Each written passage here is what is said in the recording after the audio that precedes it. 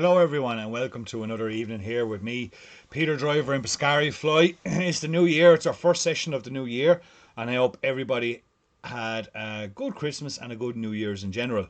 It was grand here in the house, a little bit of sickness here and there and whatever else, but we got through it all and we're out the right side of it now, folks. The countdown clock is on to the new trout season, not long away. The 15th of February can't come quick enough for a lot of lads, himself included, for the lakes and the rivers. Hi to everyone. Hi Chris Oliver, Ken Tubby's on there as well, Kevin Mark, Kieran Sherlock. Happy New Year to you all. Jim Myler, how you doing? Who else have we got on there with us? Chris Oliver, Jamie Conway, Brian Kennedy, Nigel Haynes from South Wales. Good to have you on, Nigel. Hi Robbie Berry, and Robbie will be along with us there in a little while, folks, with another segment of Feather Care. Adrian Codd, Happy New Year to yourself. David Hannaford, Robert Flaherty, John Ditch, John Johnston, Liam Long, Garrett Core, and good evening to yourself too, Mr. Peter Wadding. Peter will be along shortly, folks, with another instalment of a little bit of casting clinic. Donald Rafferty, how you doing? John O'Riordan, Happy New Year to yourself, and same to yourself, Brendan Spillane. John Davis, hi from Aberaeron. Is that how do you pronounce that, John? Well, you're obviously not going to tell me how to pronounce it, but it's unfamiliar to me. Ted Werry, how you doing, Ted? Jared Lenihan's on there as well. Hope everybody's keeping well. Declan Noonan. Good stuff. John Lucas on there as well. Seamus, how you doing? Looking forward to the show. Great stuff. Pat Kennedy, same yourself, Pat Kennedy. Happy New Year. Happy New Year to everyone, folks. Got a lovely little bit of a mixed bag for you tonight. After the Christmas special, I hope everyone enjoyed it and hope everyone enjoyed their prizes that they won over Christmas and stuff like that. But after the Christmas special, we get a lot of. I'm very thankful for the responses we do get to the shows, and some people are asking about some more lock style wet flies and stuff like that. And some people, how you doing, Lucas? Ray Powers on there as well. Happy New Year to yourself, Ray. We're asking about, more traditional style lock fly patterns and things like that. So I said, I'll have a think about it. Hi Frank Long, Happy New Year to yourself too. I was thinking about it, and I actually went to my fly chest. I have a fly chest. Someday I'll try and video it. I've tried before, of where I collect all patterns, and I have patterns going back 30 something years there. I've got this fly from this person, that fly from that person. I've tried to record them all, I keep them all there, and I kind of sat down with it earlier on in the week, and I said, I picked something now that's practical, something that has a little bit of history to it, and a nice mixed bag of flies tonight. So we're still on the lock style stuff, so we're still going to be tying lock style flies tonight, lock style wets, really nice pulling flies, catch fish pretty much anywhere you go. There's a sort of fly that they will work anywhere you go, and definitely worth trying. Lots of variations over the years. We're going to refer back to some of the original patterns, and I got one particular fly that I picked out that I haven't tied in a long time, and it brought back a lot of memories from me actually. And I even made a phone call about it to an old friend of mine, Stuart McGrain up in Wicklow, about a couple of particular flies that we were talking about this kind of a magenta claret. Oh, it's kind of hard to explain, but when you see the tying of it, it's an absolute beautiful, beautiful fly. Really looking forward to tying that again. Probably haven't tied it in 15 years or more, but I'm really looking forward to it. How you doing, Brian Canty? How you doing, Hugh Flavin? Great to have you all back on. Don't forget, folks, if you hit that share button, you will be into win tonight's flies, and anything I had done in practice. Unfortunately, Dave won't be along with us tonight, folks. He's out for dinner with Rita. Hope you're enjoying the dinner, Dave and Rita. He won't be along with us tonight for the trivia, but if I think of something along the way, I have a bag of goodies here to give away, and I'll find some way to give it out to you. But hit that share button, and that'll put you in for the tonight's flies and at night tide in practice. How you doing, Michael McGovern? Michael McGovern there on from New York, but I think he's up in the north of Ireland now at the moment. But so we got three lovely cracking patterns. We got Robbie Berry coming along in the show tonight. Robbie's got a great installment on how to prepare your wings for flight time, basically. Okay, so he's going to take a pair of wings and he's going to prep them and get them all ready for the flight time table. Very interesting installment. Peter Wadding will be along here now shortly with a casting clinic, and we've got Desmond Paul, the one and only Desmond Paul, great supporter of the show here every year. Desmond Paul sends this video at the start of every season, and I get to use it along the way. Thanks a million, Desmond. He's got some beautiful cripplers coming along in a little while as well. Fabulous looking flies. And hi to all our YouTubers. For tomorrow, the stream will be up on YouTube tomorrow. I'm a little bit late to the way, so I'm going to spend a moment or two just getting myself set up here. And while I do, I'm going to leave you in the trusted hands of Peter Wadding, doing a little bit of double haul in here for a few moments. Casting clinic, good time of the year to practice the casting, getting ready for that 15th of February to get out on the lakes and stuff like that. So here's Peter Wadding. I'll be back in 5 minutes, folks, with the start of our flies. Up to what we call our key position, pause to allow the dealer to form, and then we make a forward cast like so. Once more, straight line incline, up to the key position, pause to allow the dealer to form, and we make our forward cast. Hello everybody, and welcome to this week's instalment of Casting Clinic with me, Peter Wadding. This week our focus is going to be the double haul. We're going to look at the uses for the double haul and what a good cast would look like. And then we're going to look at as well some tips and tricks to practice and better ourselves with the double haul. So, why would we want to use a double haul? Well, one of the first reasons that I can think of is by adding a haul, 2 hauls into the line, we're able to give more energy into the cast, which gives us a better turnover when casting into a wind. It also increases our fishing distance, so we can fish our flies further away from us. The other thing as well is when we've got a large amount of line, or a longer amount of line I should say, outside of the rod tip, it's more efficient because it takes more energy to use a simple overhead cast with a long line. The double haul makes it just simply more efficient. Okay, so let's look at the cast itself and then we'll break it down into its individual components. Okay.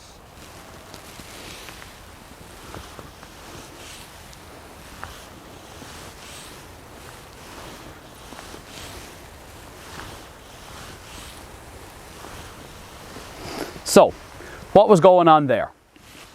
Well, first of all, my right hand, it's a cast that we make with 2 hands basically. However, the 2 hands are doing 2 completely different jobs at the same time. This hand, in my case, my left hand, is doing twice the work as my right hand. My right hand is still doing the same straight line rod tip we spoke about when talking about the overhead cast. So, my right hand is still going to an acceleration to a stop with a pause, and an acceleration to stop on the way forward. Also, the pause allows the line to unroll behind. So my right arm is still doing this, okay? But to add that extra speed to the line, we add a haul, which is a controlled pull, and it increases the line speed because it loads that rod even deeper. By combining the haul, it gives a deeper flex into the rod, which means it's going to cast even further, okay? So what does it look like? In slow motion, on the way back, my left hand is going to haul away from the rod, so it's going to go in the opposite direction that the rod is going. So my right hand is going back, but my left hand is going to be going out, okay? But the problem with that is, if we just haul out, all of a sudden we've got slack, which as we know is bad news from a casting perspective. So to combat that, the haul basically has 2 parts. So it has to go out and back. It feeds a little bit of line back towards the rod itself. So it goes like this, out and back. So now there's less slack to contend with, makes the job a lot easier, okay? So from the start we go out and back. Now, after that we still have the pause to allow the line to unroll behind us. Not in this case because it's hit the ground. It's still going to be airborne when we're making the actual cast itself. Now, let's look at the forward cast. So, on the way forward, to prevent the line from tangling with the reel, we make the haul in a downward motion and we go back again. So, what that would look like on the way forward is down and back. Reason for that again, less slack, okay? So, if we put those 2 together, so remember, my right hand is still doing the same job, so it's going from an acceleration to a stop on the way back. There's that pause to allow the line to unroll. Just before we're anticipating that to unroll, we make the forward cast then. So my right hand is still doing that. So putting that all together, we go out and back, down and back, out and back, down and back, out, back, down, back, out, back, down, back, out, back and down, back. That's what the cast itself looks like. Now, it's quite a complicated cast to learn, so to practice it, we break it down into some individual steps. So what I tend to do is, a lot of casting is based on muscle memory. So what we do is we break it down into some components and we can make it even simpler. So what I would do is, first of all, focus on the back cast. So don't worry about actually making a presentation cast at the moment. We've now transferred into what's basically an exercise to practice our cast. So what I would do is, I'd keep the rod in a horizontal plane and I would practice the back haul first. So we're doing the out and back, okay? The first thing I check for is So I do the first part, out, back, and then I'll drop the rod. I'm just going to let it drop down. I would check that to see, is the line straight behind me? And also, if everything is landing straight, we're all good. And then, instead of doing the out, we're going to go down. This time we're going to practice the forward cast. So it's down and back. So if we do this a couple of times, just going from out, back, checking the line that everything is nice and straight, then do your forward cast, down, back. And then eventually, with practice, you'll be able to put the two together and then incorporate the pause in the air.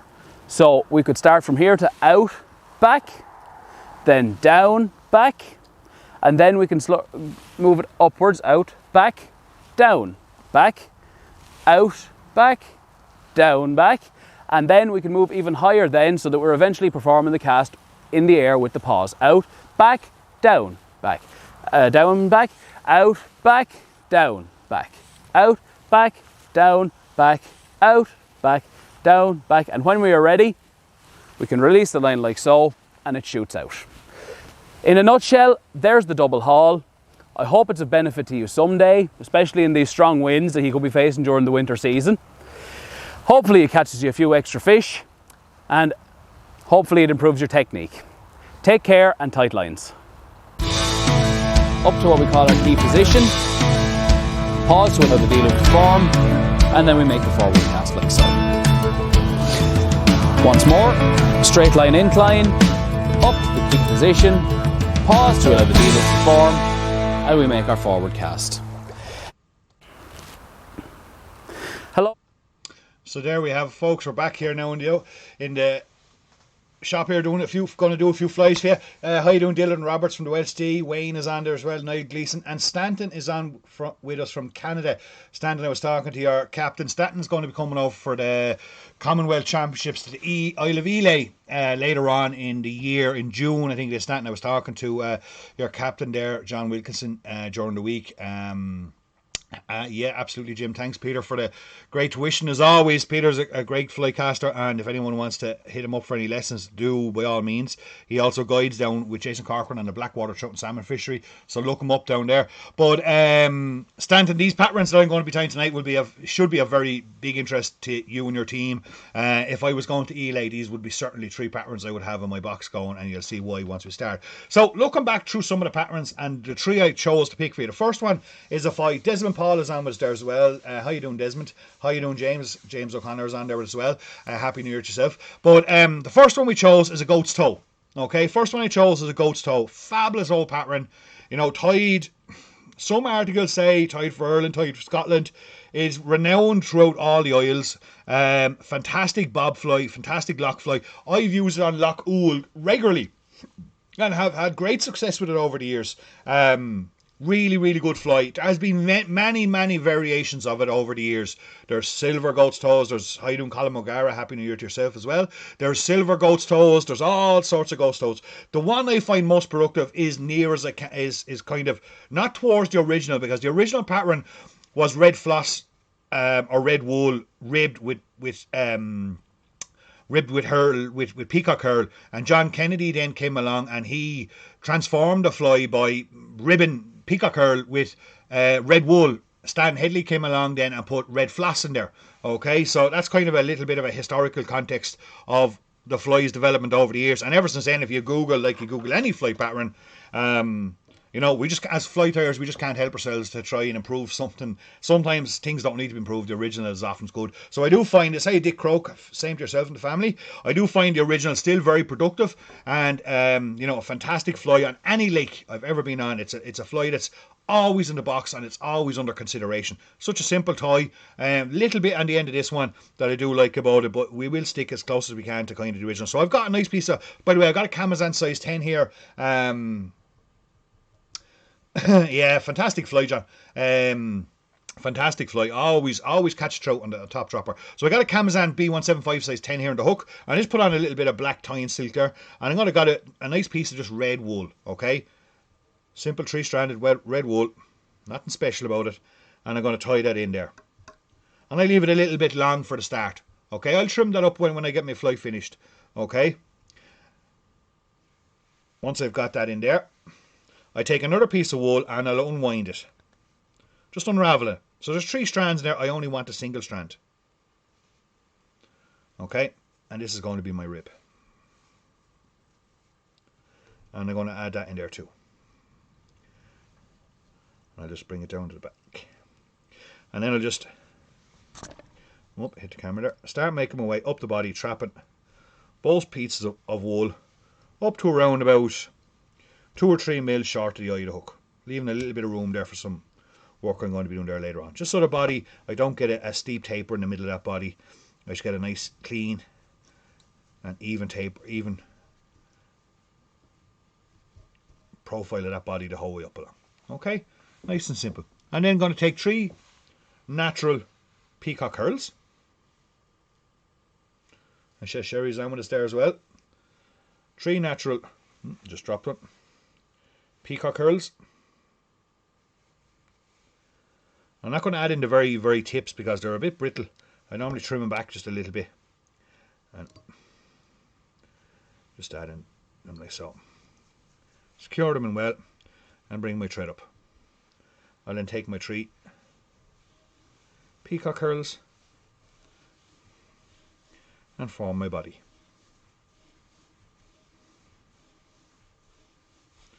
Still keeping well shy of that eye, as you can see.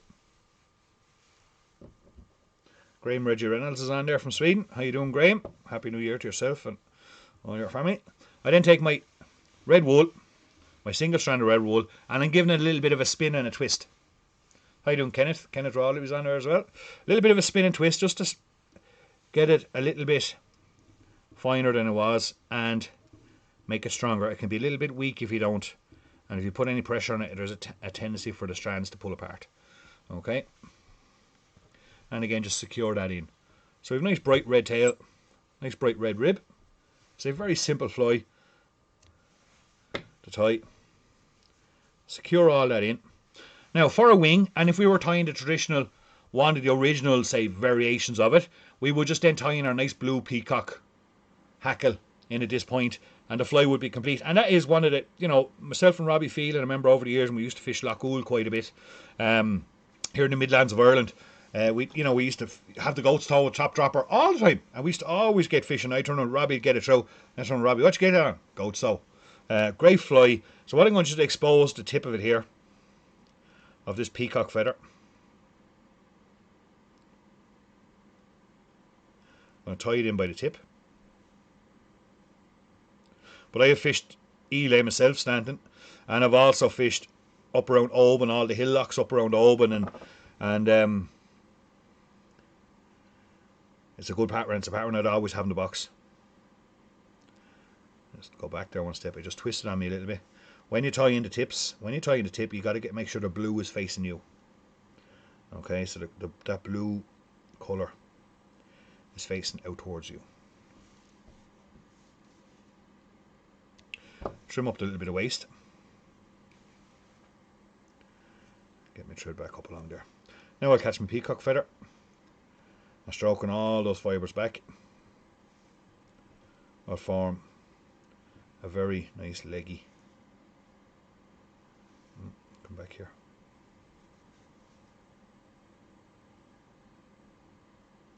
As I wind it up. Keep stroking them all back. Couple of turns. As you can see, I'm still keeping away from the eye. Actually, I was going back one step there because it's just not. Here we go. A bit better now. There we go. Yes, much better. Still keeping away a little bit from the head of the fly. Because, as I said, like all fly tails, we just can't help ourselves sometimes.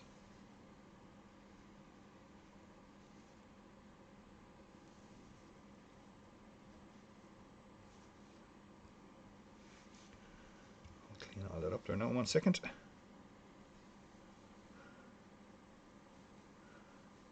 And add in something else. I'm just going to get that out of the way now for a second, and I'll catch the whole lot and stroke it all back into position. Couple of nice turns there at the head, and then we have our lovely long hackled goat's toe. Going for my dumb brush there. How you doing, Gary? A little bit of a brush back. And you can see it has a lovely long hackle. What I'll do now is I'll go in and cut out my wool. Shorter than the hackle. So the hackle tips go over with my dumb brush. Just give that a nice little brush out. And there we go. To finish off this particular pattern, good to have you on, Gary. To finish off this particular pattern, I'm going to add in a little muddler, blue muddler head. Okay, this is a royal blue deer hair muddler head. My deer hair stacker out there. So the fly that's sitting on the vise there now at the moment is the finished. You can tie it just like that if you don't have blue deer hair, or you don't want to add any additives to it or create any variations. It'll be quite successful as it is. Very simple fly, super effective. That's right. Make sure all my tips get down into me dubbin stacker, or my hackle stacker, or my deer hair stacker, should I say.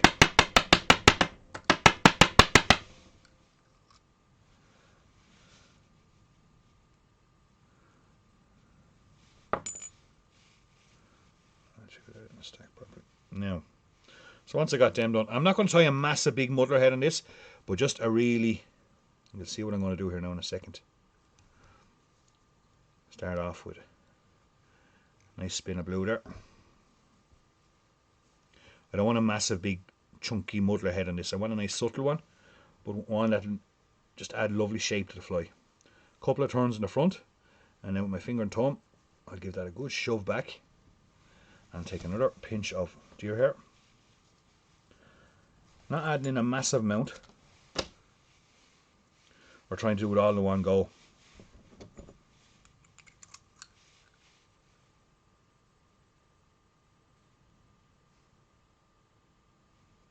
We don't want the blue deer hair to overpower.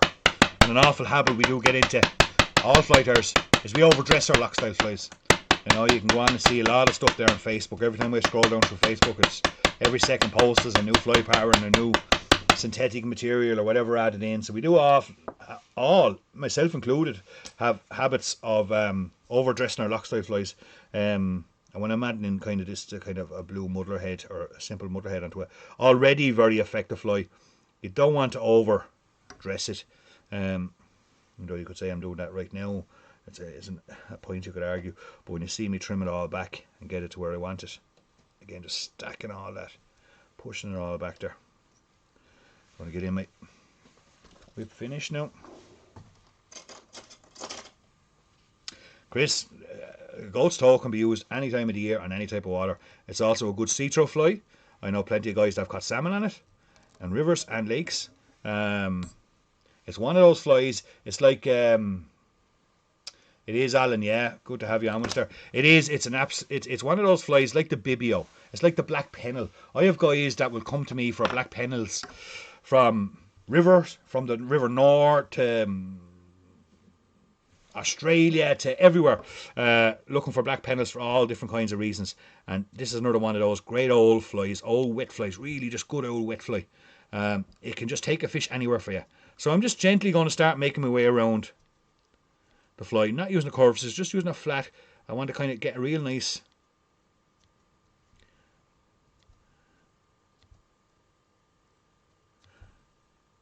muddler shaped head on this, but tapering back quite nicely up into that blue. The blue deer hair goes back up into that blue peacock absolutely magnificently. So I'm taking my time. Sometimes, as you can see, I'll just catch the deer hair and just through the corner of the scissors just take out those unwanted. I don't want to cut away any of the peacock.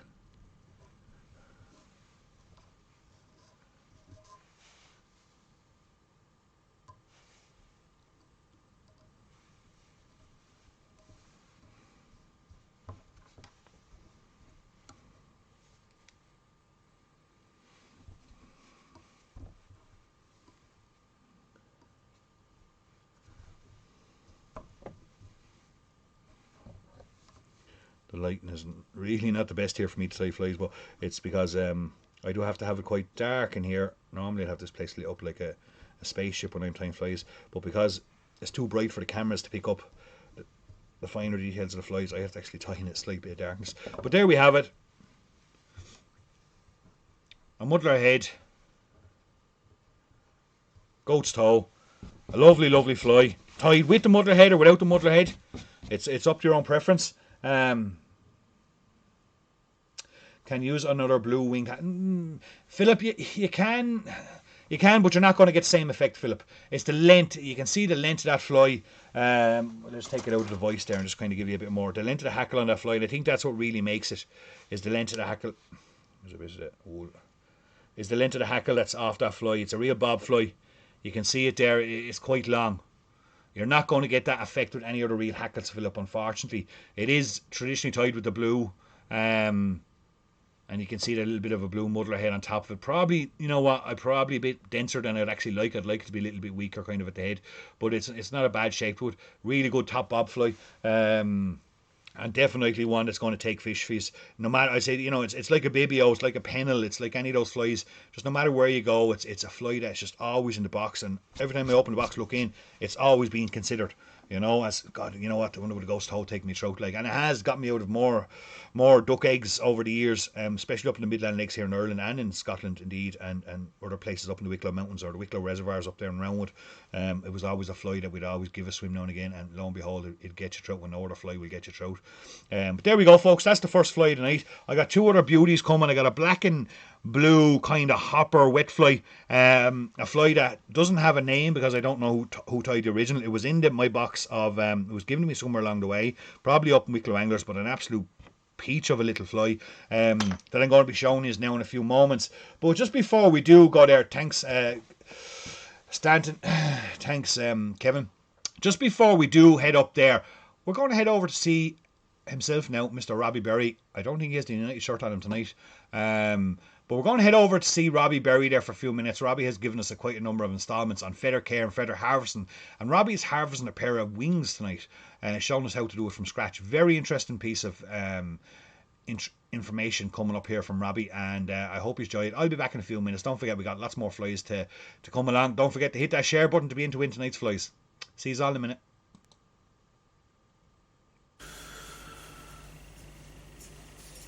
Hi everyone, hope you're all keeping well. Today I'm going to demonstrate basically cleaning and preserving bird wings, pheasant wings to be exact. That's what I have on the desk here, using borax. And basically we want to get these are cocked pheasant wings. We want to basically get these from this stage to this stage here. I have some duck wings here, and basically we want to clean these wings out and dry them and preserve them using borax to get them to basically this stage here. This is a mallard wing where you can see it's dried, it's clean, it's washed, it's ready to go. So bird wings, when you're starting preserving, I always recommend starting on bird wings, for the very, very simple fact that bird wings are, you know, they only have like a piece of. If we turn our attention to the desk here, we have a piece of the meat is in just along this area here. Basically, there's no fat or anything to scrape out or clean out or anything like that. So it's just removing the meat, making sure all the meat is removed, and then getting ready to preserve and wash. So it's a simple, very simple process. And you know, if you're skinning, if you're doing skins on a pheasant on the body part, like on the back or the breast or anything like that, you always have to make sure that you scrape away the fat off the skin. So there's a little bit of preparation work in it. But with the wings, you just need to just clear out all the meat and make sure that there's no meat there that can go rancid or insects can get into it. So putting on the gloves to prevent zoonosis. So zoonosis basically is the transfer of infection or disease between animal to humans, and you know, there's some nasty parasites on birds and on animals, so I always recommend wearing the gloves. So now if you look at the wings here, just to start, the wing has, if I pull back the feathers here on the inner part of the wing, so this is the inner part of it that faces the body, And if I pull back that there, and you can see it's basically like a chicken bone that you get in a chicken wing that you get in a deli. You've got basically 2 bones, and there's a flap of skin, and basically with the scalpel I'm just going to cut right in between the 2 bones, and if you push into them you'll feel the 2 bones, and just with a sharp scalpel I'm just going to slice all the way up across from one end of the wing to the other, so from there to there, and I'm just going to basically pull back the skin. You can pull back the skin with your hand, just like I'm doing there, and that's basically freed all that up. And then just using a scalpel or a knife or a sharp knife, just mind the hands, it's just going to get in there and I'm going to take all that meat out. So it doesn't matter if you pull the feathers away from here, that's 100%. You will need to remove some feathers to actually get in and actually see what you're doing, but there's various tendons and bones here and you need to remove every bit of them. So if you can see what I'm doing there, so I'm basically just working along the 2 bones. I want the 2 bones to stay. I'm going to leave the 2 bones in, so working along, just pulling that flap of skin out there and basically cutting it away. You can get your hand in under it. Using a bigger knife then, just come in and cut that away.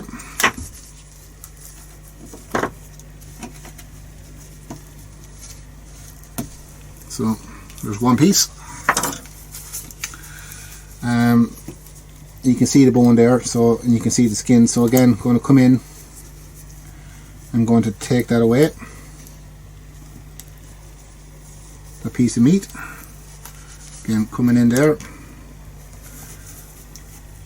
You just basically want to remove all that meat from between the bones. So all I'm doing is trying to do this now without blocking the camera, so apologies if I block or get in the way there. But so I'm just using a scalpel, and all I'm doing is just cutting the meat away from the bone. So as you can see it there, so I've opened it up and there's various tendons and stuff there.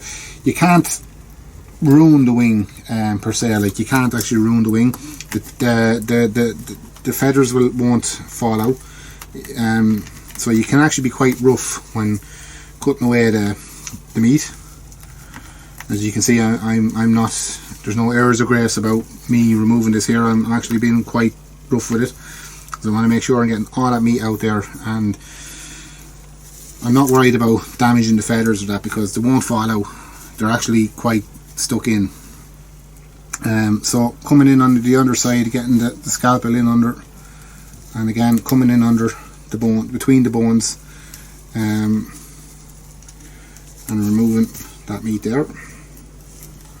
So just be careful with your fingers when you're doing this, because the last thing you want to do is cut yourself. But you can see there now, it's just about relatively clean there now. So it is, you can actually see it there. So I've got majority, there's still a little bit of meat come out, but I've got the majority of that meat out there now, and you can actually see. So it's just a matter of scraping the rest of it out now and pulling it out.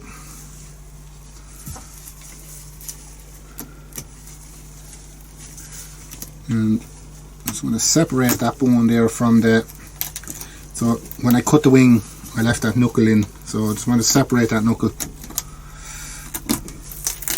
using my scalpel. Perfect. And coming in with a sharper knife, just cutting that away.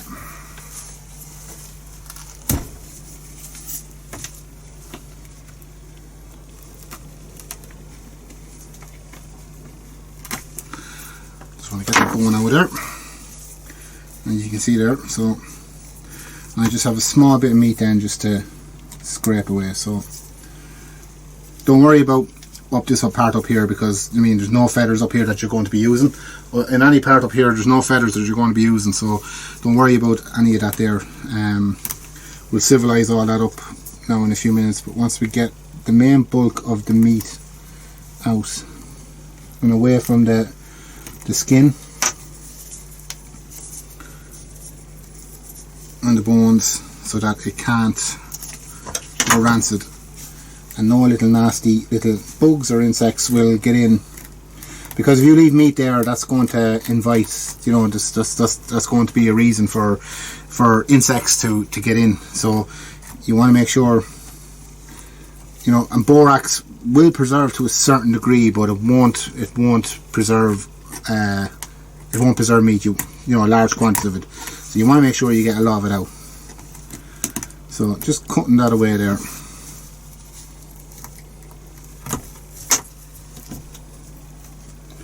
And just peeling it away. And then basically just get that little tendon out there.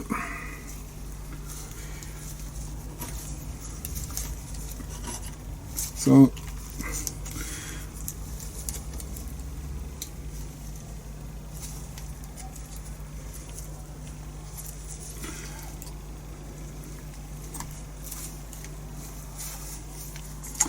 that's basically it now. So just I'm under that bone and I'm just taking all that meat out there.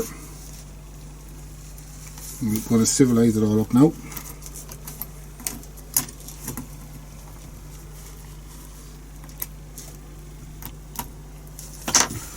Now,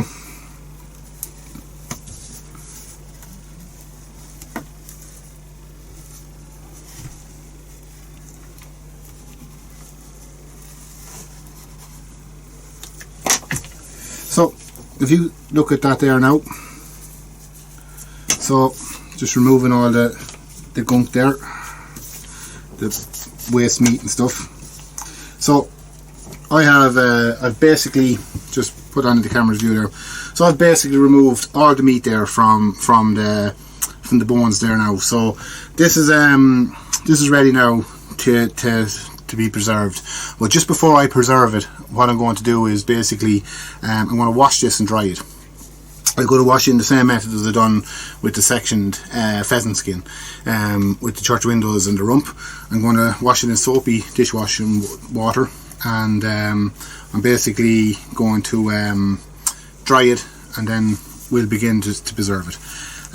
But you can see there, it's ready now just to be washed, dried, and then we'll move on to the next step. So I'm going to do that now, and then we'll go to the next step and get ready for preserving. Now, so once you've cleaned the wings, once they're good and cleaned, you can see there all the meat is out of them. I've trimmed them up. I've just taken all that skin just away the top there. You don't need the feathers at the top. It's time to clean them, okay? And basically they need to be washed. Basically, before you start preserving them, they need to be washed. And the best way to do it is just warm hot tap water in a bucket with soapy water. I use dishwashing detergent, washing up liquid, or anything to use to wash your dishes is what I use, and nothing more, because you're going to be preserving these. You don't need to put in any borax or any other solutions or stuff like that. You just want to wash the blood off them before you start preserving them and have them ready to be packed away. So you want them nice and clean. So all I'm going to do is just dipping them in. So I'll just put this up into the, just take me right. So I'm just going to push them in. I'm going to again just going to move them around in the water. Basically, just the soapy water will take all the blood off them, and I'm going to do this. I'm just going to stay doing this for probably in around 5-10 minutes with both wings until I'm happy enough that they're dry, and you'll see that they're clean. You know, you will see that they're clean. So I'll do this for a couple of minutes, and I'll take them out then, and I'll show you them cleaned. Well, so after soaking them for 10 minutes and just kind of waving them around the water and washing them in around the water for 10 minutes, I'm going to take them out. That's all there is. It's all you need to clean the blood. And I have an old towel. I have an old towel I use for drying feathers when I wash them, drying skins and stuff. And all you're going to do is just take them out and place them onto the to the towel, and you can actually see. I'll actually bring it in there just into the camera a bit more for you. You can actually see how clean they are now. If I hold it up to the camera, you can actually see like the bones are really clean. Again, you can see that one there. Blood is all washed off. Bones are clean. Okay, a little bit darker than this one, but they are clean. So what I'm going to do now is just basically just fold the towel over and push down on them, just to take some of that water out of them, just like that, and you'll see them there. So what I'm going to do then is just dry up.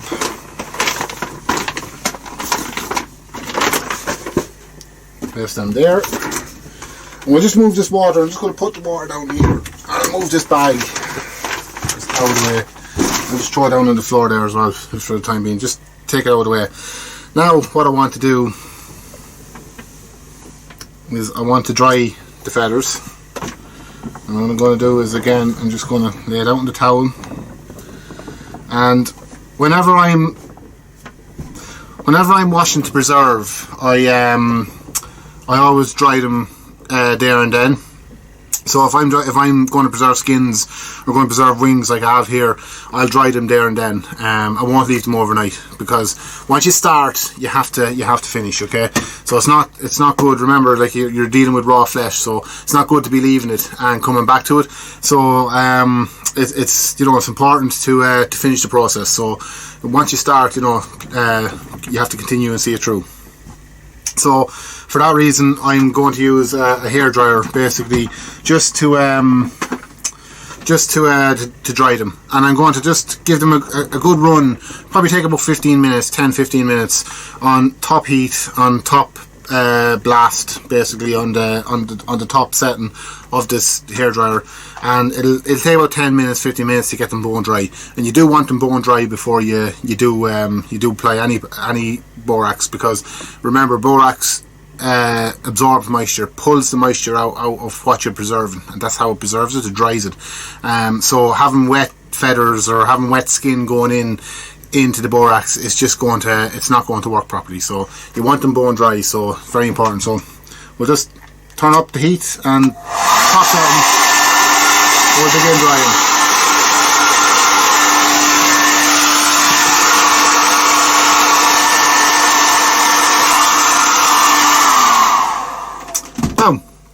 So once you've dried them, about 10 minutes. Wings dry very quickly. They're probably the quickest part of preserving that you're going to be able to dry. So once you've dried them, you can just pull the towel away there. You can see how you can really see how fluffy and clean they've actually come out. Like you can really see it there. They're. So washing them is really good. Like you can see that this wing was particularly bad. It was a blood stained wing. It's where it was shot. And you can see now it's really come out. It's clean. It's perfect. There's not a bit of blood on it. And you just brush the feathers back into place, and you can see it there now. It's good. It's ready. So the next step now is to preserve. And what I have here is a biscuit tin. Sorry, no, I'm blocking the camera. I just have a biscuit tin. Biscuit tins that you get for Christmas, basically. Nothing fancy, nothing particular. And all it is going to take now is just to apply the borax. And like I have the borax here. So when you're applying borax, you want to put down a liberal coating into the tin. So I always just cover the tin with a nice light layer, just so that there's not any much of, so it's basically covering the bottom of the tin. You want to cover the tin, and the reason I do that is because when I'm placing the feathers down onto this, so I'm going to place the feathers basically just down onto it like that, as you can see, and we'll put the second one in just like that. And all I'm going to do then is just in on the bones here, and you can see it there. And I'll just zoom the camera in So in on the bones, just along here, this is where you really want to get the borax into.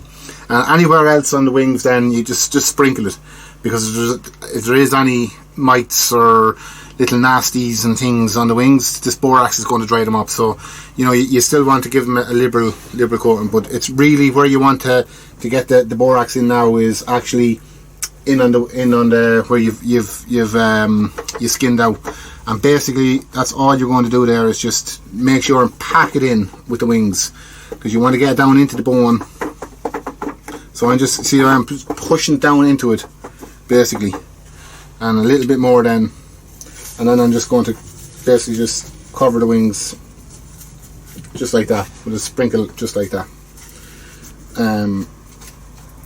So it's basically creating, if there is any little mites or anything on the feathers, it's creating a little bit of a toxic environment for the mites and stuff. And I'm going to do the same. I'll just turn it there now. You can see just here. So I'm going to do the same with this here. So handful of borax, sprinkling it into the wings. You can see it there. Sprinkling it in, and I'm going to pack that down. Basically packing it in to the wings there where I skinned it. And again, so, and it's a good liberal covering there, and then I'm just going to repeat the process. You can see it there, just trying to do it without blocking the camera. So repeating the process of just covering the wings with borax, not dousing the wings with borax, but I'm just giving a kind of a liberal sprinkling over the actual feathers, and that's just going to ensure, that's my way of ensuring that if there is any mites on it, the borax is going to kill them, because like I said, remember it's a natural insecticide, so it's a good way of bug proofing your feathers. And that's basically it. Like, there is nothing actually more to it now. That's your wings done. And all I'm going to do now, I'll zoom it back out. So what I'm going to do now is, like I said, you have your wings ready to go, is just cover them up now, and that's it. And I'm going to leave them there. They'll be left there now for probably 4 weeks. I'm going to leave them there for 4 weeks, but if they're left there for any longer, it's no problem. I've left feathers for up to 6 months, and mainly I forgot about them, and I've come back and they'll be perfect in the tin. Remember, as long as the borax is in there with them, no insect is going to get in and touch them. In 4 weeks' time, give a quick check on them, and you'll know straight away if they're preserved, because basically you'll see it there. They'll be bone dry, stiff. You can't move them. And I'll just zoom it in again, and just there for you, and you can see it there. So in 4 weeks you're going to have basically, it looks quite rough and that, but that's clean. It's stiff. It's dried. No smell off it. Okay. Now the important thing to remember is, if you get a smell off of your feathers, it didn't preserve. So you shouldn't have a smell, and that is the important thing. At no stage throughout this preserving process should you have a smell of dead or rotten flesh. So remember that, okay? Now, like I said, in 4 weeks' time, when you open that up, there should be no smell. And it should be just like, you'll just get the smell of borax. Now, don't go smelling the borax and putting your nose to it, but you should just get the smell of the borax, just preserved. But you don't want the smell of rotten flesh. So that will work. If you do it the way I've showed you here, you won't get a smell, and the flesh won't rot on it, and the wings will preserve. Now, like I said, just it does depend on the time of year that you're preserving. So in the summer, 3 to 4 weeks, 4 weeks minimum is what I give them. But in 4 weeks they will be ready and they will be done. But as you're coming into the winter, the autumn months, and as the weather gets a bit more unsettled, and you've damper weather outside, you've damper conditions, it's raining, it's wet, literally coming into the winter, it could take up to 6, even it's not uncommon to leave them for 8 weeks. It's just, remember, borax draws the moisture out of the air as well. So if you have damp conditions, it will still preserve, but it's going to take longer. So just remember that. But that is basically it. So look, I hope this helps on the preserving side of it. You know, it's important, and like I said at the beginning, I always recommend, you know, if you're going to get into preserving, start on the wings, because they're the easiest part to prepare. You've seen it there. It's all about just taking the flesh out of it. There's no fat to remove. But if you're getting into doing the skin on any part of the body of a pheasant or any bird, there is you know, the dew all contain fat, and that has to be removed, so you have to scrape that out. So it's a little bit more of a process. But like I said, if you want to see that, and you want to see that in detail, because I didn't show that on any of the videos, there's a little bit of a time process in it. It takes a bit of time.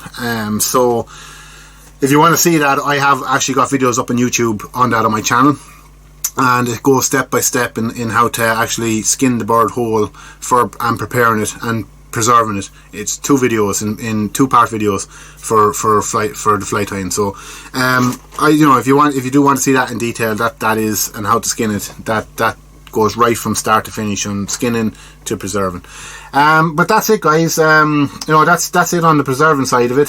So I hope this helps. But look, like I said in previous videos, if you have any questions at all, please don't hesitate to contact me and get in touch with me, and I'll answer them as best I can.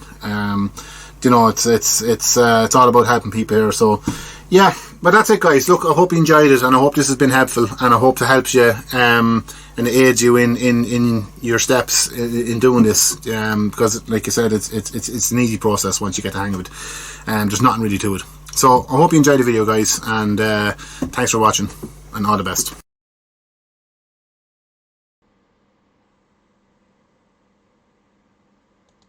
There we have it, folks. Great piece of information and demonstration there from Robbie Berry. Hope he's all enjoyed it. Definitely, Robbie's he's very good at what he does. Knows how to do it properly, which is what I like. You know, he does the full job, and fantastic to be able to see that well explained. Exactly, Neil. Yeah, a long old process, but it's worth it. It is worth it. Like at the end, you know, if you've doing feathers there regularly, treating them, leaving them store for a couple of weeks, and then bringing them into your fly tying, you know, it shows you know, you can get some nice feathers. Those wings that he was treating there look fabulous at the end, before he was putting them into bro racks, how clean they were and restored they were. So thanks a million, Robbie. Robbie's got more segments coming along later on in the shows. Coming along in the shows. We'll be here till March, folks. Lots more shows coming up, with lots more fly tying and chat and crack coming along. We got some great plans for the shows in the new year, and great special guests coming up. And don't forget, Desmond Paul's going to be here now in a little while, tying some lovely cripple flies, I think they're called. Yeah, Garrett, I know I'm the same. Yeah, I never knew there was so much involved in preparing things properly. But there you go. Great to see an expert do the job. But here, we're going to move on with a bit of fly time, folks. This is a lovely little black and blue fly. There's no name to it really as such. It's a fly I tied a good few years ago. It's based on a fly that was requested for Killarney Lakes. I've used it all over the place over the years. A beautiful little fly, and one definitely a lovely little wet fly. I love tying this style of fly. Lovely little wets. Again, was very useful for me over the years. Thanks, Philip. Very useful for me over the years in Roundwood reservoirs, Wicklow, and say up in Elaine, Scotland, and places like that over the years where I've fished. What I got here is a size 12 B175 in the vise, and I've just put a little bit of black tying thread on there. That's 80 Simplify wax tying thread. Got a little bit of golden pheasant tippet here, and I'm going to put in a little tail. Just sizing it up to where I want it to be, and tie that in.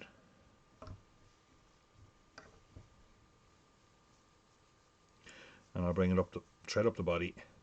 Again, same as the last fly, making sure I have a nice even body before I trim away my waist ends. Okay, rib here, it's called patina tinsel. Okay, it's a patina tinsel by Hens, and as you can see, it's a lovely blue, but it's not a holographic blue. It has a patina look to it. Okay, That's the ribbon on this. So it's got a bit of width to it. It's not a wire, it's not oval, it's flat. So it doesn't sit down into your dubbin. It sits kind of on the dubbin, if you get what I mean. Lovely. Hi Deirdre Delaney, hope you're keeping well. Happy New Year to you, my dear. Sits on the dubbin, doesn't sit quite in the dubbin, and it adds a lovely material to rib with sometimes. Not as flashy as holographic or some of the other tinsels. It's a little bit matte in colour, and it's very nice blue for this one. Hi Eugene, hope you're keeping well. Happy New Year to you. Eugene Fagan on there as well. So get me a little bit of patina tinsel.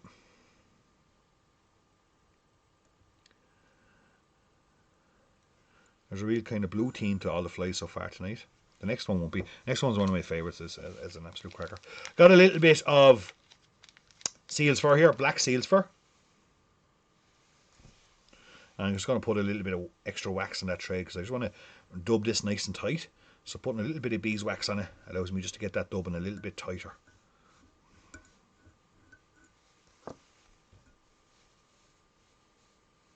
Don't forget, folks, if you share the stream or send in a comment or say hello, you're in to win these flies tomorrow or Monday when I get around to doing a bit of a draw off. Dubbing that on there. Again, hi to all our YouTubers tomorrow. This stream, like all other streams, will be up on YouTube tomorrow. And I'm just going to start winding it up the body. So you can see I get a nice tight. Bit too much on. So we'll take it back a couple of turns. And just make sure it's well secured to the thread. You get a nice tight dubbing on that seal's fur. I don't know, Chris. Maybe if Robbie's on there, he can answer that one. Is there a bowl rack substitute you can use? So now I catch my patina tinsel. Make sure it's flat. I might have just spun around a bit like that one. And I'll wind it up the body.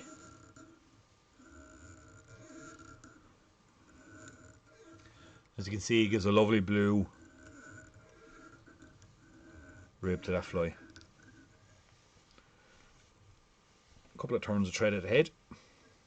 Put the pressure back on the thread and you can release your tinsel and take away your waste. That's a good question, John Johnson. I was actually thinking of that when I was watching Robbie. Can you actually recycle the bow racks from the tin, or once you've used it? A couple of turns up there just to get that extra, and there's your lovely little body with your blue rib. Little bit of a brush out now just to get some of those seal hair, some of that seal's hair, seal's fur out of the body. You can see now we got a lovely body on this little fly. Okay, next thing I'm going to add doing, hi doing Connor Cagney, happy new year to yourself and all the family, hope your dad and all are keeping well. Next we're going to add in a few cock pheasant tail feathers, a few knotted cock pheasant tail feathers. Okay, take roughly probably 6 to 8, and we're going to tie them in as a beard. Probably one or two too many, so I'm going to take it one for the moment. Okay, I'm going to flip that over. I'm trying to flatten them out a bit with my fingers before I get them in there, and just slide them back along, kind of roughly around the first knuckle. Is at the bend of the hook. Hold them in place and tie them in. Just before you cut any waste away, and just maneuver them around, make sure you're happy with them, that they're sitting nicely up under that fly, that, as you can see. Not bad. Snip away my waist, a couple of extra turns just to make sure they stay in place. Lovely. Okay, let's have the original pattern here in front of me and just making sure I get on my stage right. The next part is a shoulder hackle. Now, it wants to be kind of a cocky hen hackle, okay, or henny cock, should I say. All right, this is a whitening hen cape I have here, but it's more of a, I would call it more of a henny cock. Okay, so not quite as soft as a hen, but wouldn't be as stiff, but it still have a nice kind of little bit of stiffness about it. Expose a little bit of the quill, tie it in, get it up there and stroke all those back to one side, and then just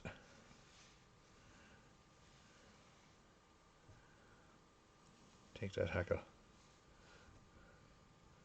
Couple of turns.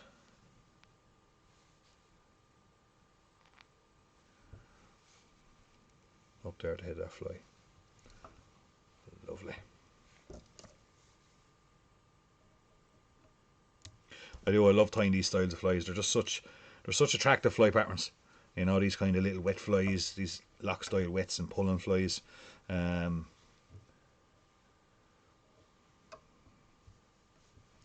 there's our head hackle in there. Okay, you can see how fishy that's looking already. I'm going to put 2 little jungle cock cheeks on this.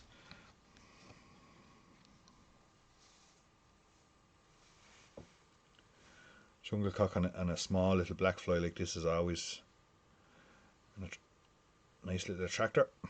Very good, say, for Killarney. This was tied initially for Killarney many years ago. 1 little cheek in that side. I don't cut off the waist yet. I always wait till I have both my cheeks in, as I have found if I cut off the waist on that one, and then when I turn over the fly and start adding this one, sometimes the thread might just fall off the eye of the hook or something, and lo and behold, your small little cheek on one side is gone to the ground, or even if you do happen to find it, the waist is, or with the stem trimmed off, you won't be able to manufacture it back into the fly properly. That one is just sitting a little bit high up on the fly, and I want to get it more into the side. There we go. Holding everything into place. Couple of extra turns to secure it in. Get in there with the pointer scissors and trim away your waist. Start at the front, work your way back up to build the head.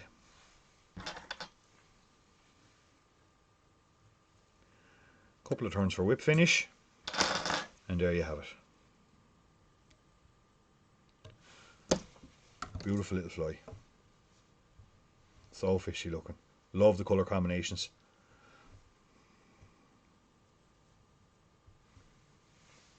Little bit of varnish on that. Using a little bit of Tommy fly head lacquer. Let's find the needle handy. 2 little drops. They come on that needle and just can move over around the fly. And there we have it, folks. Lovely little pattern I tied many years ago for Killarney. Worked the treat up in Wicklow Anglers reservoirs and places like that. That's a fly that'll catch a fish anywhere, I think. It's just got all the attributes to a good fishy trout fly. Great middle fly. You know, if I was fishing these as a team, the next fly I would definitely have on the point, which is an absolute beauty. That would be on the middle, and I would have that that nice big bushy on the bob. You know, two great flies there. Definitely. Thanks, Stanton. Thanks, Tim. You could call it an up-legged blue pennel. You certainly could. Thanks, Peter Watt and Martin Kenny. You could call it that. All right. Lovely simple fly. You know, again, not overdressed. You know, our hackle is not is not overpowering our body. Everything that's there is exactly, you know, as visible as it should be. When it's wet, it's a magic looking fly. Thanks, Cyril. Thanks, Kevin. But really, really lovely little pattern. I love tying those style of flies. You know, fishing for small trout and the likes of Killarney, Wicklow Anglers and places like that. Mountain locks. If you're into your mountain lock style fishing, that sort of thing is going to catch trout. No problem at all. So we're going to move on, folks. And I'm going to move on and get ready for the next fly, which is this claret magenta, again, no named fly. A little bit of a story behind it as regards to who I think is the person that actually gave it to me and gave me materials. We'll talk about that now in a few minutes. But we're going to head over now to the one and only Mr. Desmond Paul, fabulous fly tyer from the north of Ireland. Desmond has always been kind to send us a couple of videos of his tie-ins and his patterns. And he's here on tying 2 lovely flies for us. So I hope he's enjoyed this one. Watch Desmond, and I'll be back in a few moments, folks, with the last fly I'm tying for you tonight. So see you all in a few moments. Enjoy, Paul.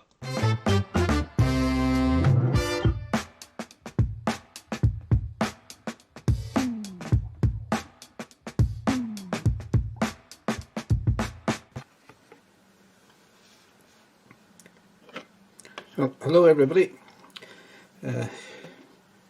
October. Well, it's good to be back at the tying again for the winter.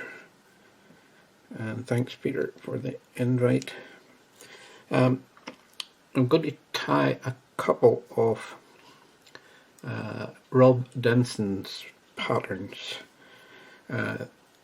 Rob has a series of, well, it's a website if you want to go and check it out sometime.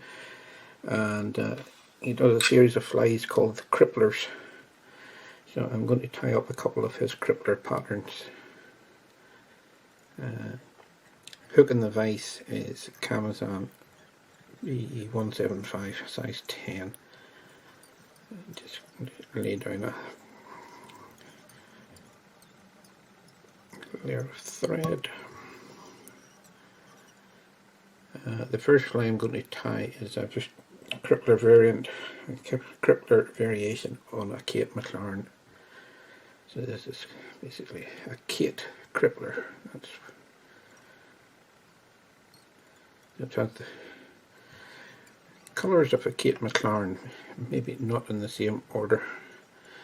So I'm just catching a silver oval on. Body of the fly is black sealed spur or whatever black dubbing you prefer to use. Make a little dubbing rope, a couple of turns to anchor it.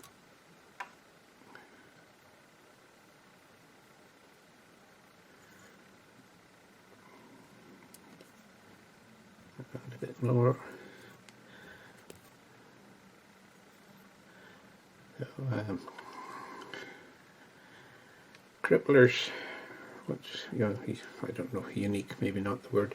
They don't have a tail, is the first thing.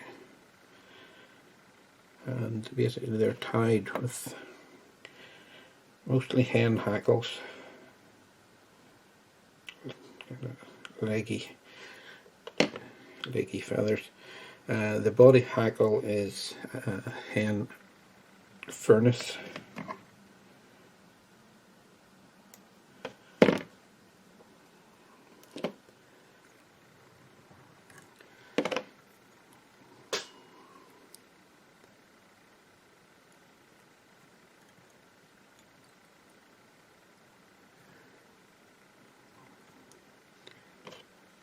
Tie that one in. I'll grab it with the haggle pliers so it keeps my fingers out of the way. You can really see what's going on.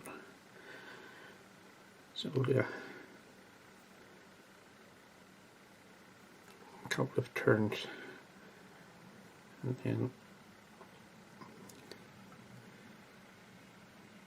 it's wide palmer down the body. I'm just going to bring the rib in from the other side.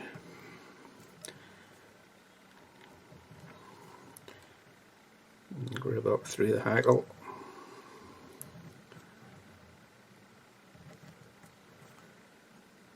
Just going to stroke these back at the head. Bring my oval rib up. Bring my tying thread up along with it. 90 degrees into the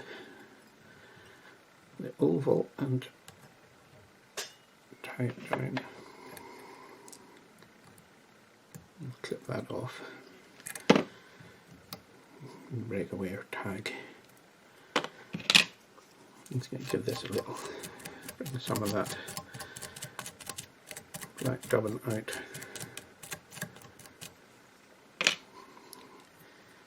You can see the movement in the fly already. Next hackle is golden pheasant yellow body feather. So I'll just strip the fluff off this, like so, and tie it in by the tip. Just tighten this up before that.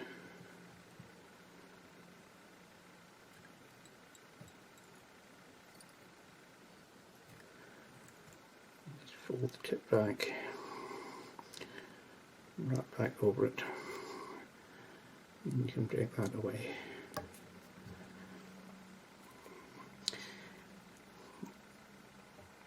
And just stroke the fibres back.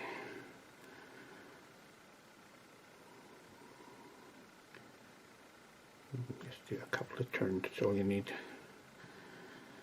That's all you can get really, but again, secure that stem in and you can break it off.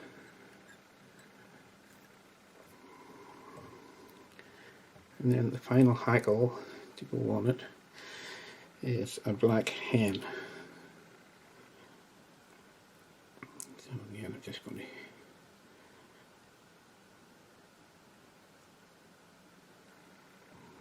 tie this in by this. It's not exactly the tip, but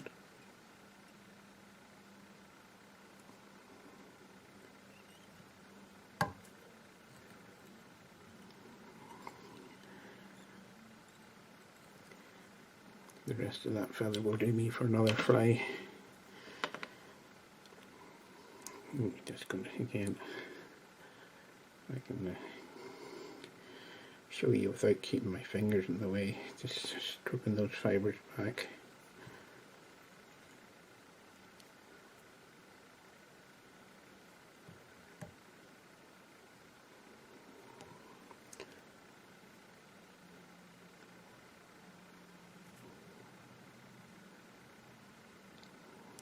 Give it 2 or 3 turns. And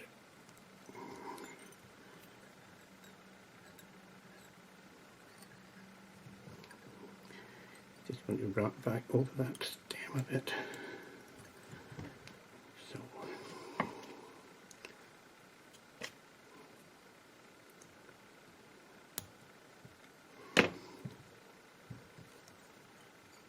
and just tidy up the head a little bit. And go whip finish.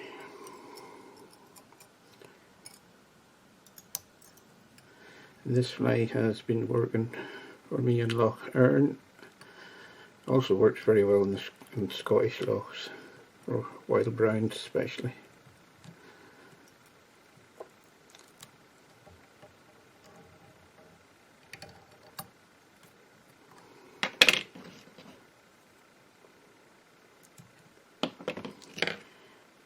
Just come in with a bit of varnish.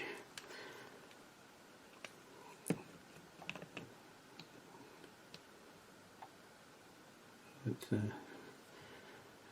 lot of movement in the flight.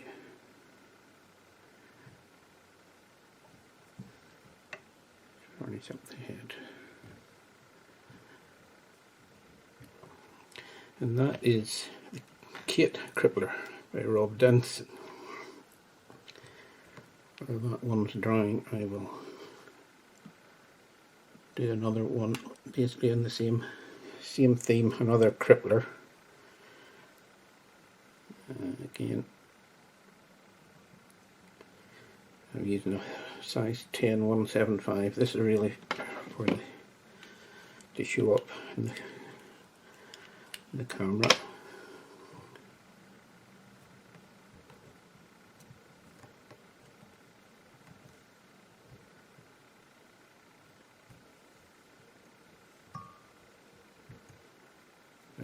Again, black tying thread. This one is a crippler version of a Silver Invicta. I find out that fishes best on a size 12. But as I say, for this, I'm just going to do it on the 10, just to show up better, I think. So again, no tail. That's the first. I'm just tying the silver wire in.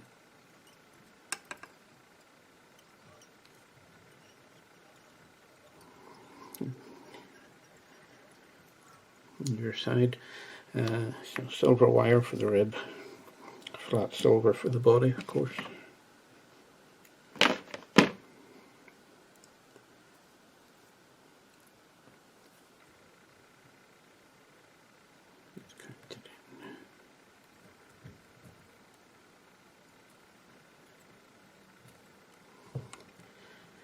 Secure that in.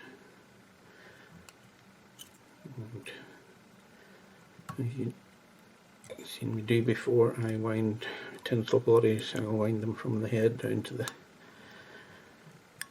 the tail and back up again. It gives me a nicer bed for tying on, and also it covers any gaps you might have with just with one run.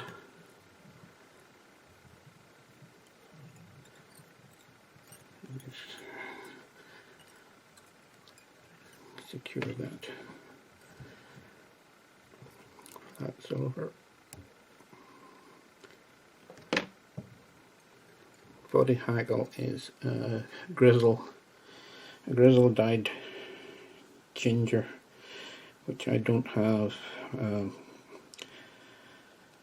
So what I've done is I have got an actual grizzle cape, and I've just got some dye pens, and I have coloured one. It's not exactly ginger, but it will suffice for this demonstration, I guess.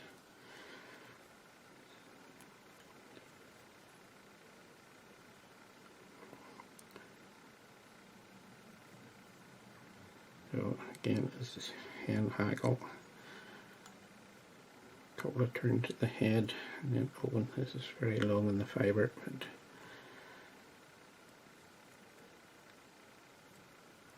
it's part of the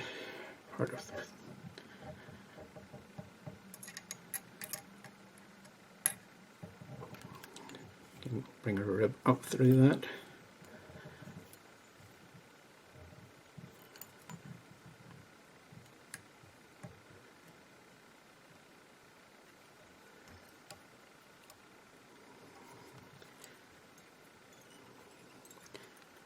Put the 90-degree bend into the wire and tie it in, and bend and break it away, and break off the tag end. And again, shoulder haggle is the yellow fibre from her feather from the golden pheasant. This is where you'd have a crest tail, the yellow of the crest tail, you're getting the yellow from this. So the colours are there, just in a slightly different order.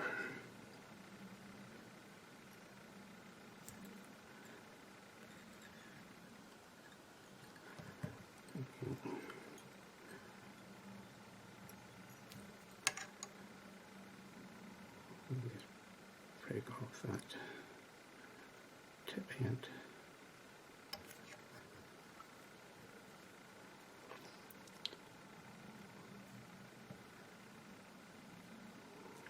And I said this one seems to fish better as a size 12, especially when those small sages are hatching. So, secure it in.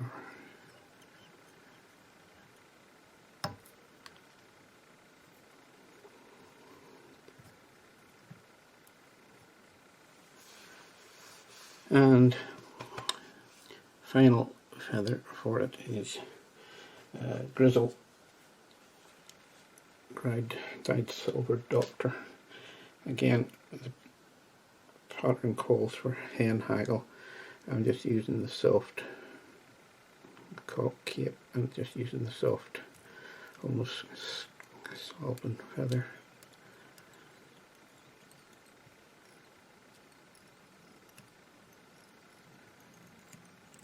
Give a bit of base just to tie this on. Again, we'll just strip these back.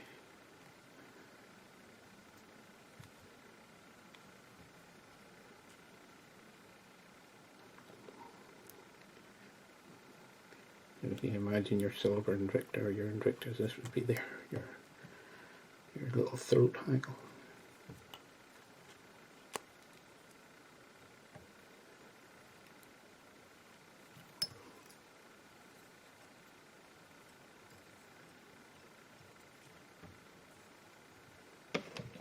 Just cut that away.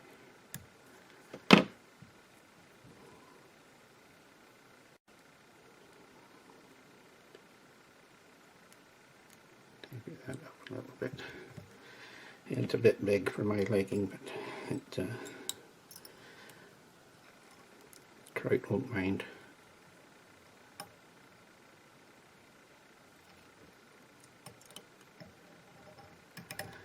And I'll just varnish this. So it's I guess a style of pattern. It's crippler style. Basically no tail and a lot of leggy hen hackles. Give you a lot of movement.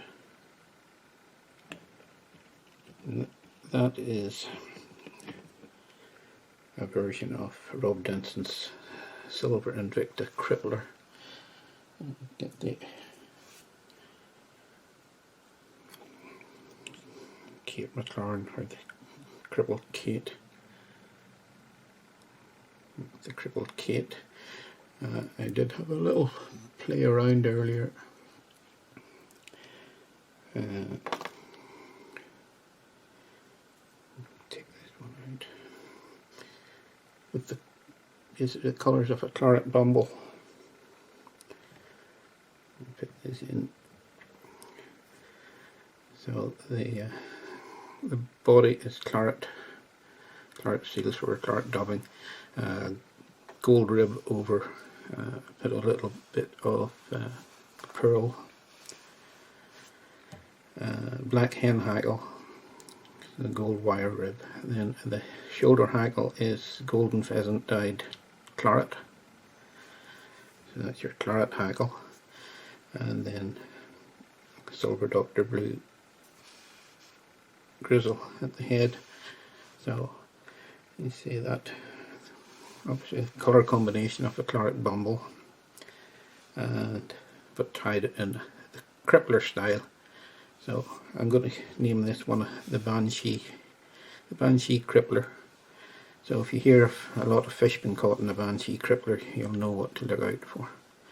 So I hope you enjoyed those couple of patterns, and thanks again, Peter, for inviting me to tie, and hopefully we get to do it another time. Thanks very much.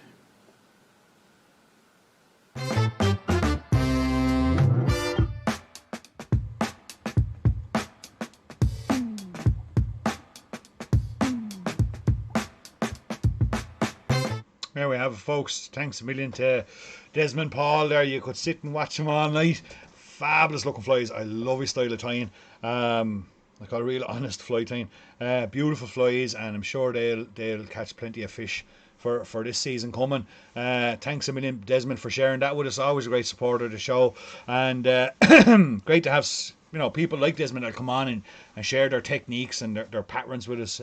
Fabulous. And just to mention there, folks, as well, by the way, Ireland on the Fly podcast, I'm not sure how many is listening, but definitely check it out. They have a Facebook page started up this week.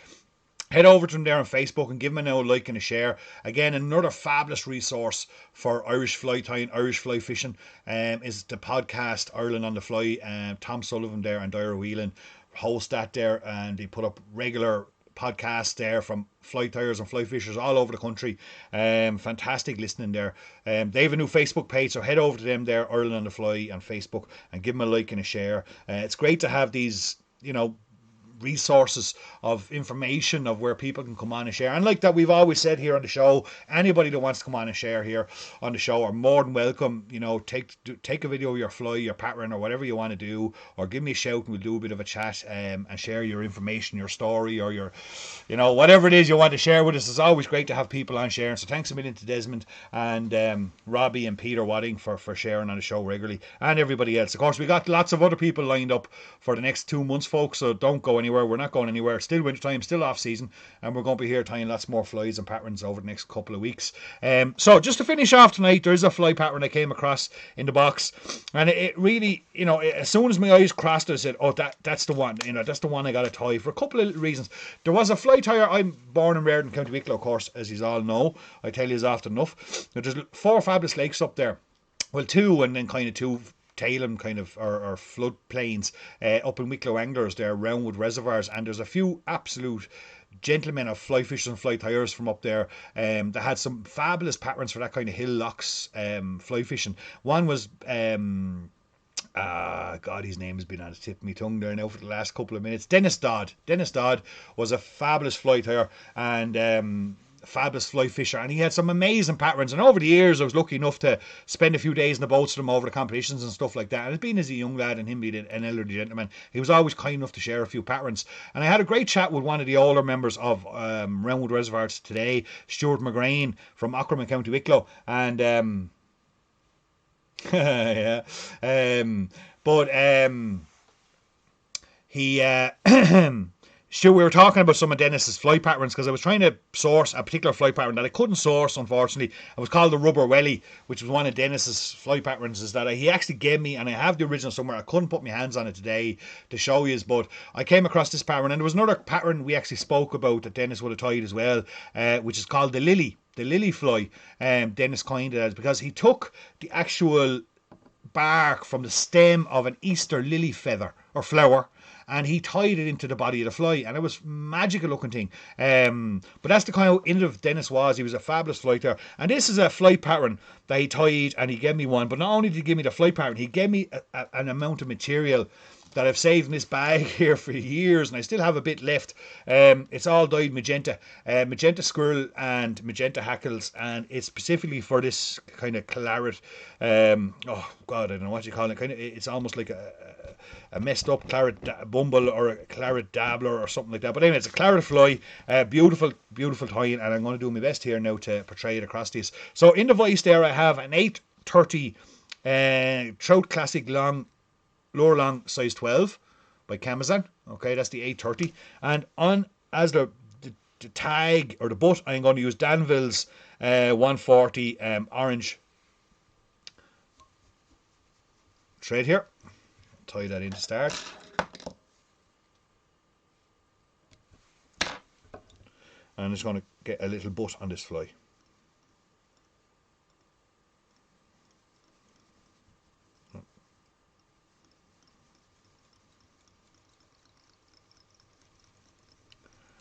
Once I've got that tied in, a whip finish.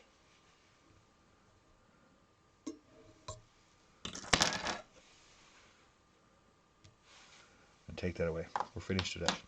We're going to head over to some black tying thread, and I'm going to add that in there. And I come back down over the butt, making sure it's all well secured in. Going to take some golden pheasant tippets.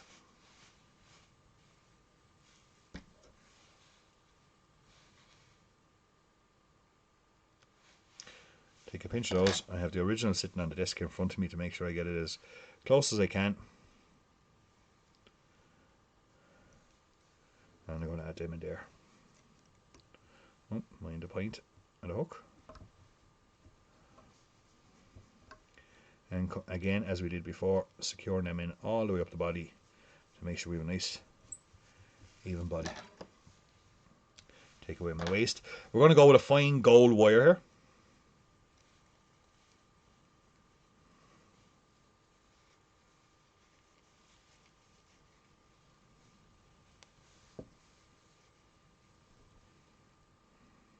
Also don't forget folks to keep an eye out on the Irish Spring Angling Fair Facebook page.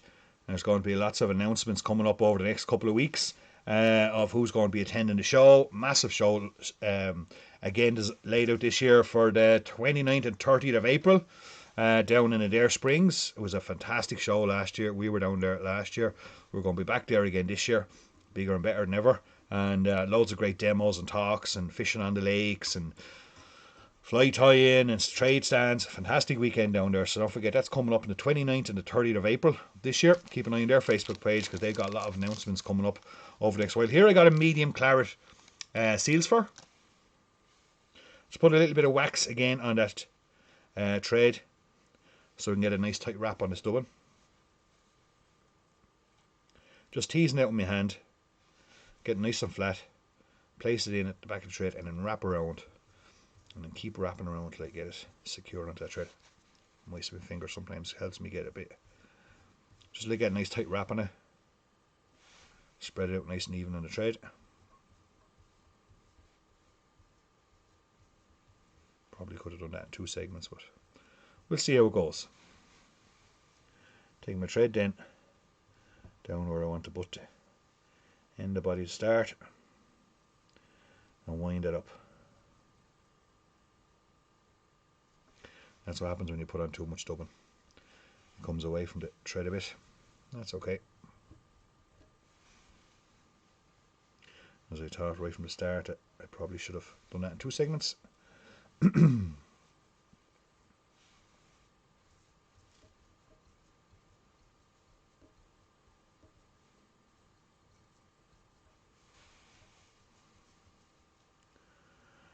again, just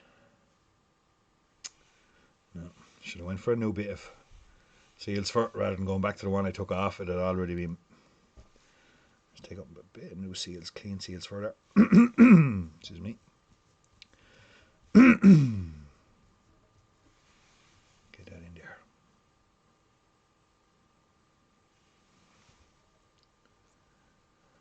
Stopping a couple of mil short of the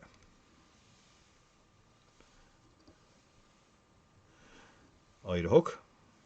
Taking my gold wire.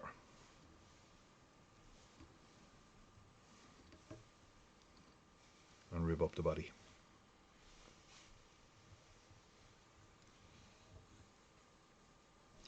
Once we got that ribbed up, take away our waste and we'll give that a little brush out.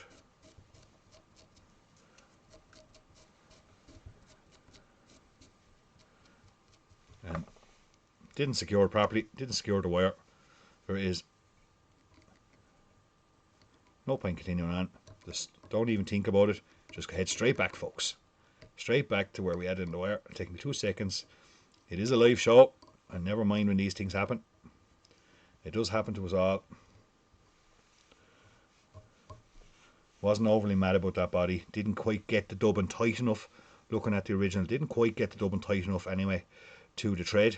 So no harm, just to unwind and get it right. This fly deserves to be tied as close to the original as possible. So bear with me a second there now, I'll have it done.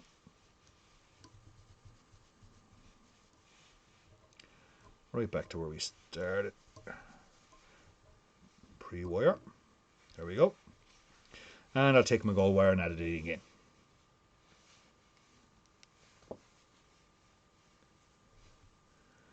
Right from the off I knew, once I started adding that dubbin, too much dubbin on. More concentrating on looking at comments and things like that to make sure I get a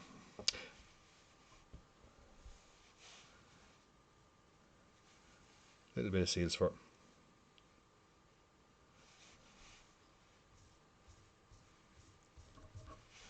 Drag it down. Once I get the initial twist on it, kind of tease it out a bit. I get a much tighter wrap on it then. That's better looking already. Slide up a bit closer to the hook.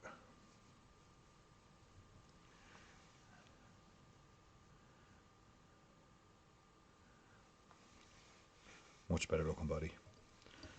The original has a nice slim profile to it.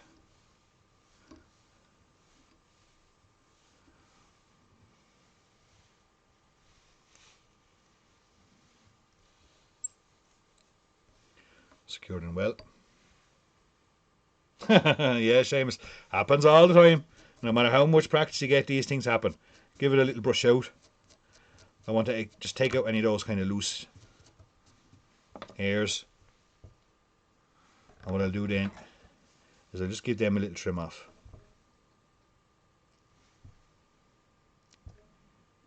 Just any of the bigger stuff sticking out. We don't want it too... Just any of the real long stuff sticking out, we'll just give them a little trim. Okay. Now what I'm going to do is I'm going to take one of my magenta hackles out of the packet. So this is a cock magenta. Just expose a little bit of that for a moment. Stem. Tie it in there. Catch it with my hackle pliers.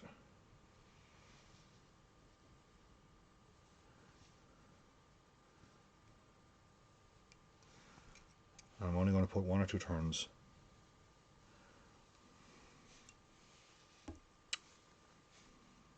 That happens to us too. You break the tip. 1 or 2 turns of that tackle.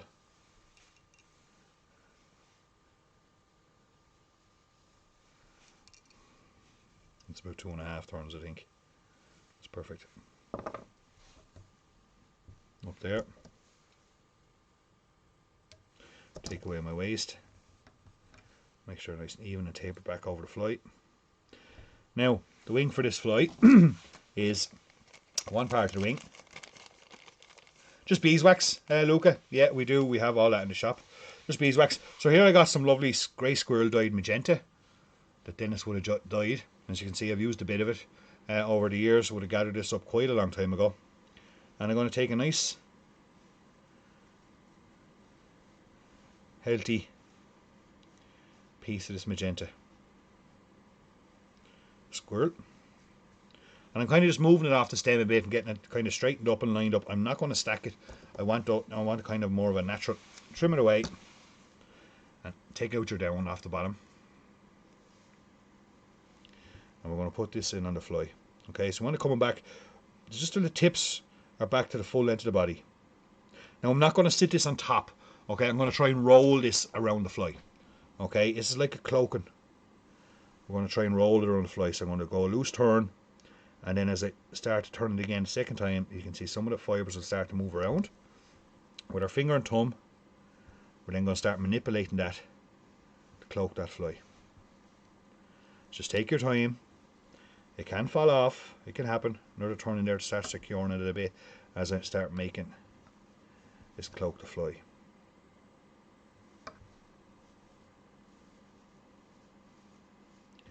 Just using your finger and thumb, manipulate it around.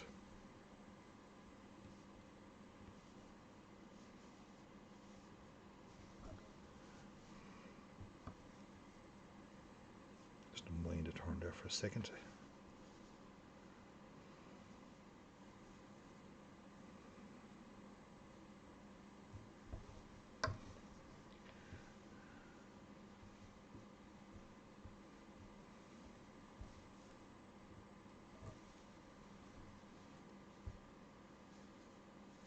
A long time since I tied this fly, I can tell you.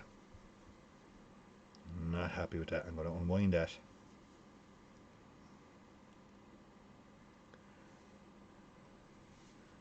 I'm just going to do that again, folks. Put a bit more breath onto that squirrel. Flatten it out a bit. And then wind it around. And I'd say that's going to be much better there now. Yes, there we go. Lovely. See the lovely cloaking we have on that now? You're very welcome, Kevin. Now I'm going to get in there and take away some of that waste. I'm going to tidy all that up there now in a second. But before I do, I'm going to put a bit of lacquer in there. Squirrels sometimes can be hard to keep in place. Just a little bit of nice lacquer soak in there to the thread, and butt ends. Just tidy up some of that bit now for a second. I still have a good bit to go on this fly. I'll stack and shove all that back now in a second.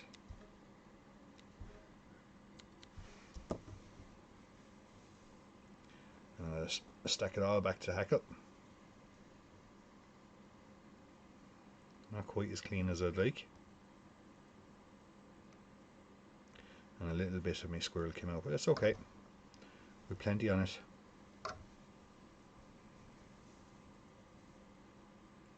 Normally you should have a stacking tool for this and push it all back, but I tend to just use the finger and thumb. Okay, we're going to move on to the next piece, which is a real dark claret cockhackle. I'm going to take a section of this off.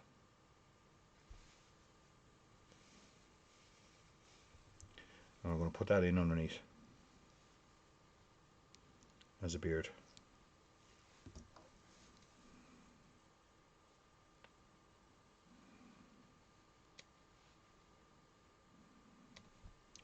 Probably left the head a little bit too, head area a bit too small for the amount of material I need to get in there, but I'll get it right by the end. So once I've got that little dark beard in there, we're then going to take, absolutely Kevin, we're then going to take a piece of blue jay. A little bit of blue jay feather. Going to just straighten out all those blue coloured feathers, and in one pull I'm going to take them completely off the side. Hold them between my finger and thumb and my left hand, and I'm going to pinch them together so the colour stays on top, and they go on the top of the fly like so.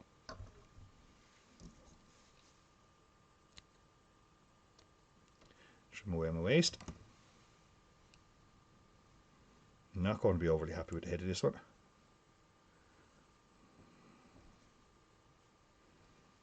Still catch a few fish.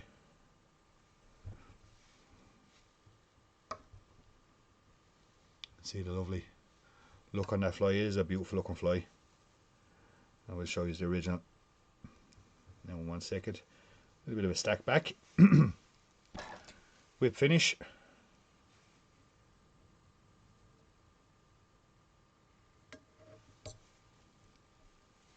Let's make the box. A little bit of lacquer on it.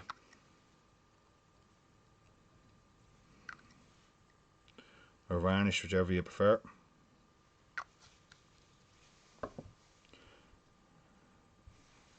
And there we have it. Beautiful, beautiful fly. Looks absolutely amazing with the magenta and the claret. The original that I have here was tied a long time ago. As you can see, a bit of slimmer profile, but don't forget this one was fished. That was fished for a good few swims, I'd say. Not too far off it. Lovely, lovely fly. That squirrel, that magenta squirrel, absolutely, Jim. That magenta squirrel is beautiful. Don't ask me where you're going to get it. I'm not going to, but it's lovely. It is lovely as a hackle over that fly. The golden pheasant tippets, and then the bit of blue jay as the wing. A little bit of dark claret, not quite as distinctive on the camera as it is to the human or to the naked eye, but a beautiful wet fly all the same. Lovely old pattern. Tied by, I think, was Dennis Dodd, with the man I'd have to give credit for that pattern. His name is beside the fly, but there's 3 or 4 flies in the box in the same area, and his name is beside him. So we'll say it's one of Dennis's, because I know he definitely gave me that packet of material of the magenta hackles and the magenta squirrel. So there we have it, folks. Another lovely wet fly. A point fly, Anthony. Definitely a point fly. I'd have that on the point anytime I would have fished that up in Roundwood. I'd have it on the point. Lovely looking fly, lovely looking wet fly. Love tying those kind of real traditional flies. That, you know, it's a beautifully dressed fly, even though there's a fair bit in it. But you know, it's all old materials. There's no, you know, synthetics in it. No, nothing flashy. It's just simple, good, honest fly tying. And I love tying those style of flies, and I love fishing those style of flies. They still work. And an awful lot of modern fly tiers or modern fly tying, we tend to forget an awful lot about those old patterns and stuff like that, and I have a great collection of them here, and someday I'll document them somehow or another. I've gathered over the years, but a lovely fly pattern, and I hope everyone enjoyed tonight. Thanks, Stanton. That's the sort of stuff that it wouldn't be no harm bringing to Ely with you. They'll certainly catch the wild trout on the lochs of Ely over in Loch Orm and Loch Finladen and places like that. Great traditional fly patterns. But there we have it, folks. That's the first instalment for January. We got more great shows coming up over the. Thanks, Carol. We got more great shows coming up over the month of January and indeed February. Stay tuned. We have salmon nights, sea trout nights, pike nights. We're going to have a lot more loch style and nymphs as well. We're going to be looking forward to season. We got lots of great special guests coming up over the next couple of weeks. Great having everyone back on. Thanks so much, everyone, for the support as always over the Christmas period and the New Year. Good wishes to you all. Don't forget, if you need any flight tying or flight fishing gear, or you need a bit of advice, please never hesitate to pick up the phone and give us a ring here in www.scaryfly.com. We're always glad to help and have a chat, and you're always more than welcome to call in and see us too. Other than that, folks, enjoy the rest of your weekend, and I will see you all back here next Saturday night for another live show, 8:30 p.m. Once again, thanks to Robbie, Peter, and Desmond for all your great content tonight, and we'll see you back here next week, folks. Stay safe, everyone, and see you all next Saturday night. Good night, everyone.